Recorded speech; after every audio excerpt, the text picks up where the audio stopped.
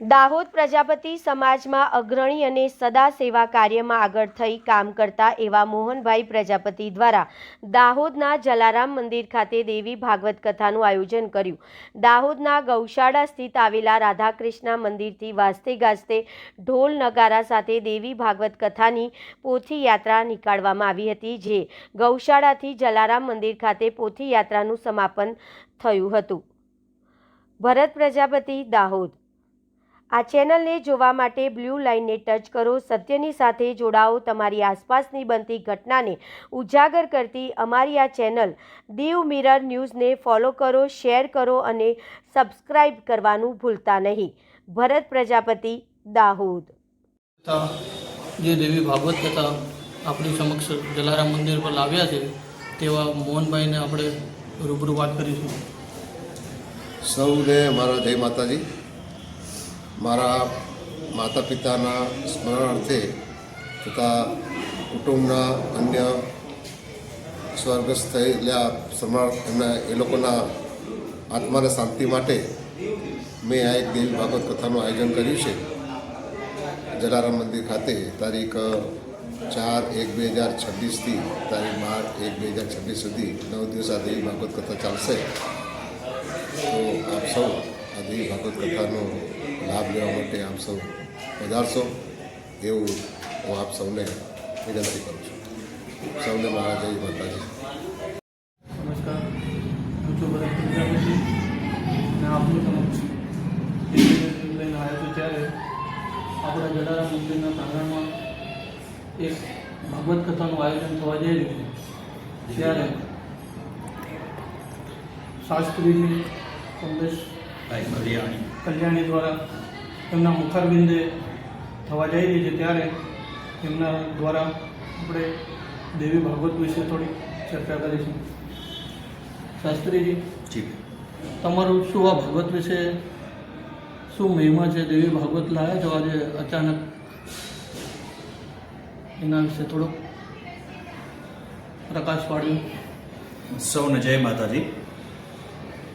યા દેવી સર્વભૂતેષુ શક્તિરૂપેણ સંસ્થિતા નમસ્તસ્યે નમસ્તસ્યે નમસ્તસ્યે નમો નમઃ।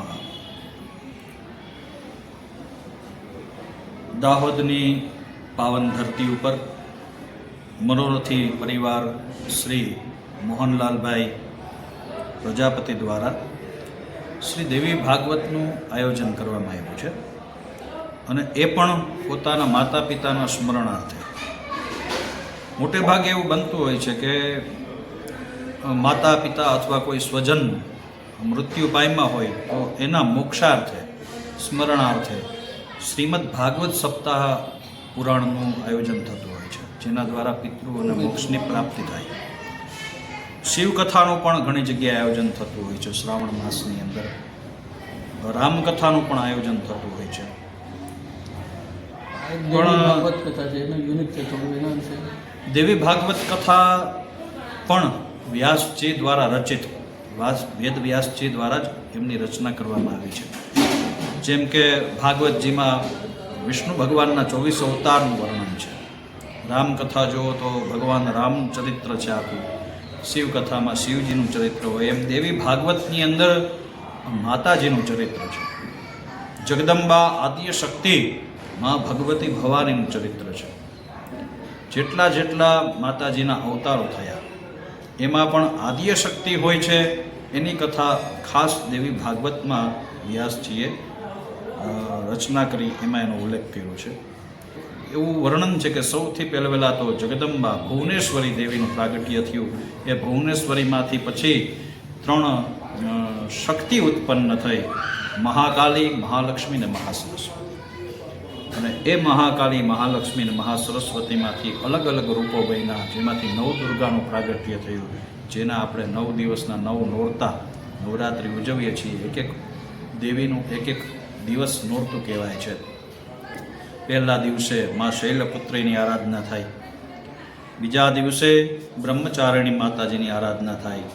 આવી જ રીતે 9 દિવસના 9 દેવીઓ છે। પ્રથમમ શૈલપુત્રી, દ્વિતીયમ બ્રહ્મચારિણી, તૃતીયમ ચંદ્રઘંટેતિ, કુષ્માંડેતિ ચતુર્થકમ, પંચમમ સ્કંદમાતેતિ, ષષ્ઠમ કાત્યાયનેતિ ચ સપ્તમમ કાલરાત્રિતિ મહાગૌરીતિ ચાષ્ટમમ નવમમ સિદ્ધિદાત્રી ચ નવદુર્ગા પ્રકીર્તિતા.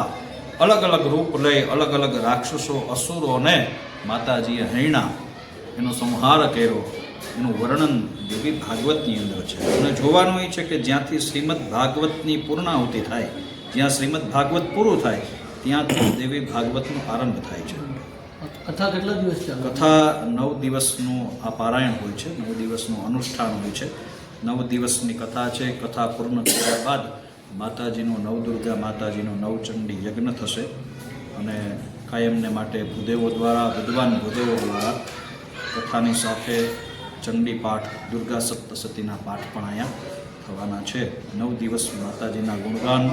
મનોરથી પરિવાર નિમિત્ત બન્યો છે, પણ એના નિમિત્ત માત્રથી અહીંયા જે કોઈ મંદિરમાં ભાવિક ભક્તો આવે છે, પરિવાર, કુટુંબ, મિત્ર મંડળ, આ બધાને આ દેવી ભાગવત કથા શ્રવણ કરવાનો આ દિવ્ય અને ભવ્ય લાભ મળવાનો છે.